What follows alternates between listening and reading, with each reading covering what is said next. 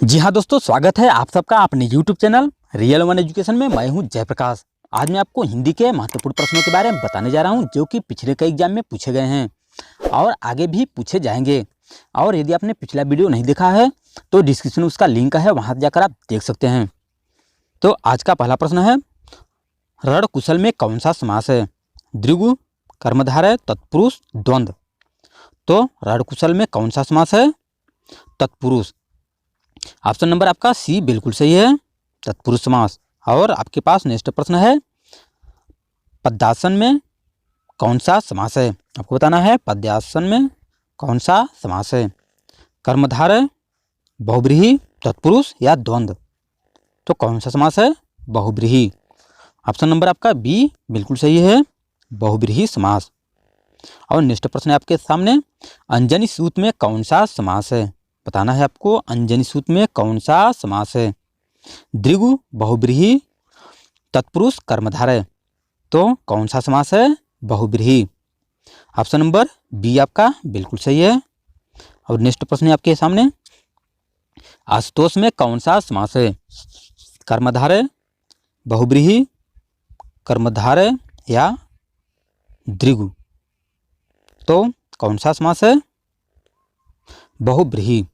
Option number B आपका बिल्कुल सही है, बहुव्रीहि। नेक्स्ट प्रश्न है आपके पास, चंद्रमौली में समास है।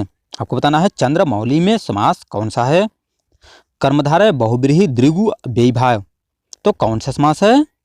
द्विगु समास। ऑप्शन नंबर आपका सी बिल्कुल सही है, द्विगु समास। और नेक्स्ट प्रश्न है आपके सामने,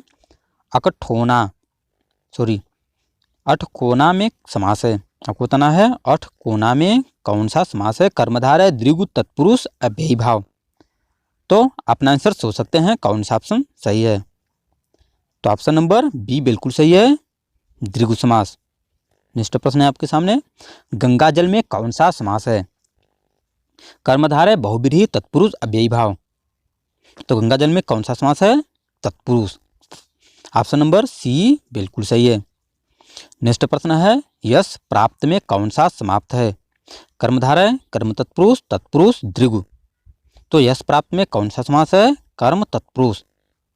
ऑप्शन नंबर बी बिल्कुल सही है, कर्म तत्पुरुष। नेक्स्ट प्रश्न है, प्राण प्रिय में कौन सा समास है? द्वंद्व, कर्मधारय, अव्ययीभाव, तत्पुरुष। तो प्राण प्रिय में कौन सा समास है? कर्मधारय। ऑप्शन नंबर बी बिल्कुल सही है। नेक्स्ट प्रश्न है आपके सामने, मुनिवर में कौन सा समास है? द्विगु, बहुव्रीहि, कर्मधारय, अव्ययीभाव। तो मुनिवर में कौन सा समास है? फटाफट कमेंट कर सकते हैं या अपना आंसर सोच सकते हैं कि मुनिवर में कौन सा समास है। तो कर्मधारय। ऑप्शन नंबर आपका सी बिल्कुल सही है। नेक्स्ट प्रश्न है आपके सामने, गृह प्रवेश में कौन सा समास है? बहुत ही महत्वपूर्ण प्रश्न है, गृह प्रवेश में कौन सा समास है? कर्मधारय, द्विगु, तत्पुरुष, अव्ययीभाव। तो कौन सा समास है? तत्पुरुष। ऑप्शन नंबर सी बिल्कुल सही है। नेक्स्ट प्रश्न है आपके सामने, वक्रतुंड में समास कौन सा है? आपको बताना है वक्रतुंड में कौन सा समास है। द्वंद्व, बहुव्रीहि, कर्मधारय, इनमें से कोई नहीं। तो अपना आंसर सोच सकते हैं कौन सा समास है। तो बहुव्रीहि। ऑप्शन नंबर बी बिल्कुल सही है। नेक्स्ट प्रश्न है आपके सामने, रातों रात में कौन सा समास है? कर्मधारय, द्विगु, तत्पुरुष, अव्ययीभाव। तो रातों रात में कौन सा समास है? अव्ययीभाव। यानी कि ऑप्शन नंबर आपका डी बिल्कुल सही है। नेक्स्ट प्रश्न है आपके पास, भाषा शब्द की उत्पत्ति किस धातु से हुई है? भाष्य, भाष्यम, भास या भास। तो भाषा शब्द की उत्पत्ति किस धातु से हुई है? तो भास। ऑप्शन नंबर आपका सी बिल्कुल सही है। नेक्स्ट प्रश्न है आपके सामने, देश सेवा में समास है। ये भी प्रश्न बहुत ही महत्वपूर्ण है। देश सेवा में कौन सा समास है? द्विगु, तत्पुरुष, संप्रदान या अधिकरण। तो देश सेवा में कौन सा समास है? तत्पुरुष। यानी कि ऑप्शन नंबर आपका बी बिल्कुल सही है। नेक्स्ट प्रश्न है आपके सामने, पथभ्रष्ट में कौन सा समास है? पथभ्रष्ट में कौन सा समास है? द्विगु, तत्पुरुष, अधिकरण, कर्मधारय। तो कौन सा समास है? तत्पुरुष। यानी कि ऑप्शन नंबर आपका बी बिल्कुल सही है, तत्पुरुष समास। नेक्स्ट प्रश्न है आपके सामने, किस समास के दोनों पद मिलकर एक नया अर्थ प्रकट करते हैं? बहुत ही महत्वपूर्ण प्रश्न है। दृग बहुब्रीहि कर्मधारय इनमें से कोई नहीं। आपको बताना है किस समास में दोनों पद मिलकर एक नया अर्थ प्रकट करते हैं।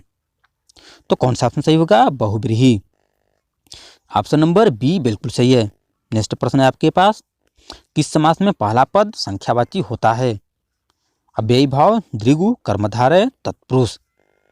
तो बताना है किस समास में पहला पद संख्यावाची होता है? तो दृगु। ऑप्शन नंबर आपका बी बिल्कुल सही है, दृगु समास में। निम्नलिखित में से किस समास में कर्मधारय समास नहीं है? भारतवासी, काल, परमेश्वर, महाजन। बताना है किस शब्द में कर्मधारय समास नहीं है? तो किस शब्द में कर्मधारय समास नहीं है? भारतवासी। यानी कि ऑप्शन नंबर आपका ए बिल्कुल सही है। नेक्स्ट प्रश्न है आपके सामने, किस समास में पहला पद प्रधान होता है? कर्मधारय, अव्ययी भाव, अधिकरण, इनमें से कोई नहीं। तो चार ऑप्शन में से आपका कौन सा ऑप्शन सही है? आप फटाफट कमेंट करके बता सकते हैं कि इनमें से कौन सा ऑप्शन आपका सही है। तो आज के लिए बस इतना ही। मिलते हैं आपसे नेक्स्ट वीडियो में। तब तक आप वीडियो को लाइक कीजिए और दोस्तों के साथ शेयर भी कर दीजिए। और पहली बार आए हैं तो चैनल से सब्सक्राइब करके जुड़ जाइए। मिलते हैं आपसे नेक्स्ट वीडियो में।